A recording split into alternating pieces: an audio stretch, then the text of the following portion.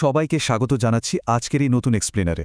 আমাদের রোজকার জীবনে এই যে প্রতিদিন আমরা কত টাকা হাত বদল করি, তাই না? কিন্তু কখনো কি ভেবে দেখেছি এই নোটগুলোর পিছনে আমাদের ভারতের কত বড় একটা ইতিহাস লুকিয়ে আছে? পকেটে থাকা এই নোটগুলো কিন্তু একটা আস্ত ইতিহাস বই। বিশেষ করে যারা WBCS বা অন্যান্য কম্পিটিটিভ পরীক্ষার প্রস্তুতি নিচ্ছেন, তাদের জন্য আজকের আলোচনাটা একদম গেম চেঞ্জার হতে চলেছে। কারণ আজ আমরা এমন একটা দারুণ ট্রিক শিখব, যার ফলে নোটের পেছনের এই ঐতিহাসিক মনুমেন্টসগুলোর নাম একেবারে চিরকালের জন্য মাথায় গেঁথে যাবে। চলুন শুরু করা যাক। স্ক্রিনে এখন যে বাক্যটা দেখতে পাচ্ছেন, এটা সাধারণ কোনো কথা নয়। এটাই হলো আমাদের সেই আল্টিমেট চিট কোড। সূর্য এলো, হাম্পিতে রানী সচ্ছি লাল হয়ে গেল দেখে। শুনতে বেশ মজার, তাই না? কিন্তু বিশ্বাস করুন, এই ছোট্ট মজাদার লাইনটার মধ্যেই লুকিয়ে আছে 10 টাকা থেকে শুরু করে 500 টাকা নোট পর্যন্ত সমস্ত ঐতিহাসিক নিদর্শনের নাম। যারা হেরিটেজ ভালোবাসেন বা যারা এক নিমেষে তথ্যগুলো মনে রাখতে চান, তাদের জন্য এটা একটা ব্রিলিয়ান্ট সলিউশন। আচ্ছা, এবার এই কোডটাকে একটু ডিকোড করা যাক। বাক্যের প্রথম শব্দ সূর্য, এটা দিয়ে আমরা মনে রাখব কোণার্কের সূর্য মন্দির। এরপর এলো মানে হলো এলোরা গুহা। হাম্পিতে শব্দটা সরাসরি কানেক্ট করছে হাম্পির সাথে। রানী মানে হলো রানী কি ভাব। সচ্ছি থেকে মনে রাখব সাঁচি স্তূপ। আর শেষে লাল মানে আমাদের সবার পরিচিত লালকেল্লা। একটা জিনিস খেয়াল করেছেন, এই নামগুলো কিন্তু একদম 10 টাকা থেকে শুরু করে পর্যায়ক্রমে বড় নোটের দিকে এগোচ্ছে। তো চলুন এবার এই নোটগুলো আর এদের পেছনের গল্পগুলো একটু খুঁটিয়ে দেখা যাক। আমাদের জার্নির একদম প্রথম স্টপ 10। আমাদের ট্রিকের প্রথম শব্দটা কি ছিল? সূর্য। আর এই সূর্য থেকেই মনে পড়বে 10 টাকার নোটের পিছনে ছবিটার কথা। ওড়িশার জগৎবিখ্যাত কোণার্ক সূর্য মন্দির। গঙ্গা রাজবংশের শক্তিশালী রাজা প্রথম নরসিংহদেব এই অসাধারণ মন্দিরটি তৈরি করেছিলেন। নাম শুনেই বোঝা যাচ্ছে এটা সূর্য দেবতার উদ্দেশ্যে নিবেদিত। আর সবচেয়ে দারুণ ব্যাপার হলো, এর অপূর্ব পাথরের রথের জন্য এটি ইউনেস্কো ওয়ার্ল্ড হেরিটেজ সাইটেরও মর্যাদা পেয়েছে। তো 10 টাকার সাথে আমাদের ট্রিকের প্রথম শব্দটা একদম খাপে খাপে মিলে গেল।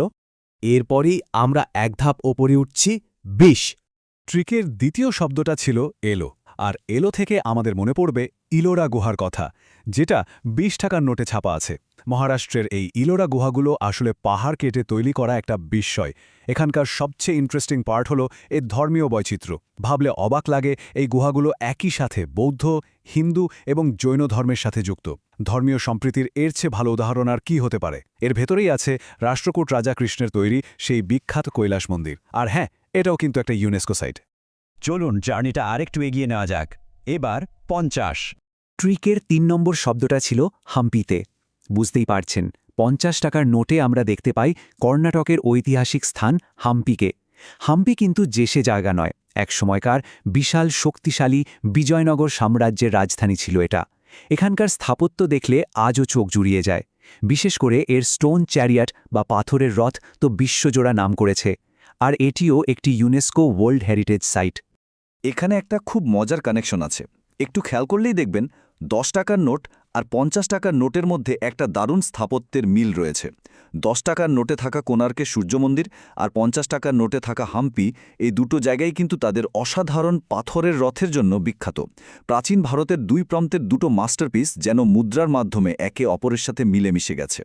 এবার আমরা ঢুকছি বড় নোটের ক্যাটাগরিতে 100। আমাদের সেই বাক্যের চতুর্থ শব্দটা ছিল রানী, আর 100 টাকার নোটের পেছনে জলজল করছে সেই রানী কি ভাব এ ছবি।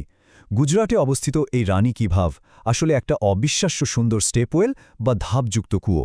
সরস্বতী নদীর তীরে মাটির নিচে জল সংরক্ষণের এমন রাজকীয় আর নিখুঁত একটা স্ট্রাকচার রানী উদয়ামতী তৈরি করেছিলেন, যা দেখলে সত্যিই তাক লেগে যায়। এটাও কিন্তু ইউনেস্কোর স্বীকৃতি পেয়েছে। তো রানী শব্দটা দিয়ে এই মাস্টারপিসটা মনে রাখা এখন একদম জলভাত। এবার আরও এক ধাপ ওপরে, নোটের মান 200। বাক্যের পরের শব্দটা ছিল সচ্ছি। আর সচ্ছি থেকে আমাদের মাথায় আসবে সাঁচি স্তূপের নাম। 200 টাকার নোটে এই ছবিটাই আছে।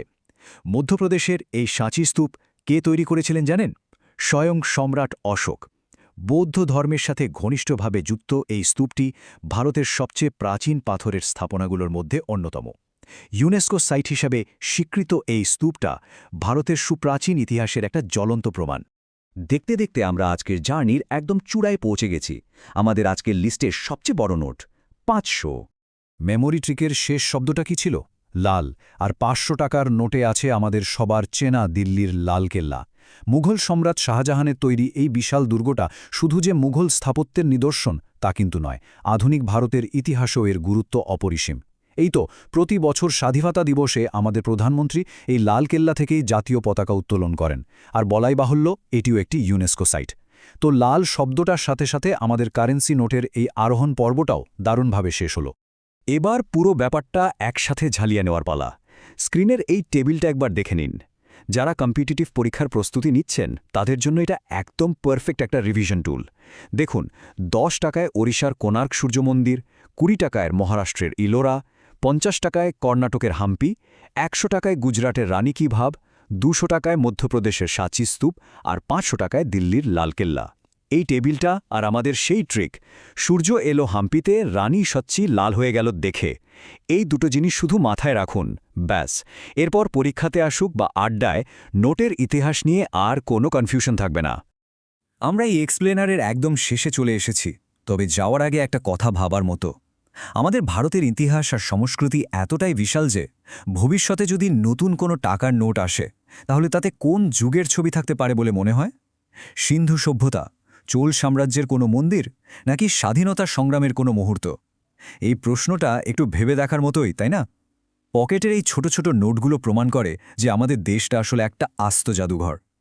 আশা করছি আজকের পর থেকে টাকাকে শুধু খরচের জিনিস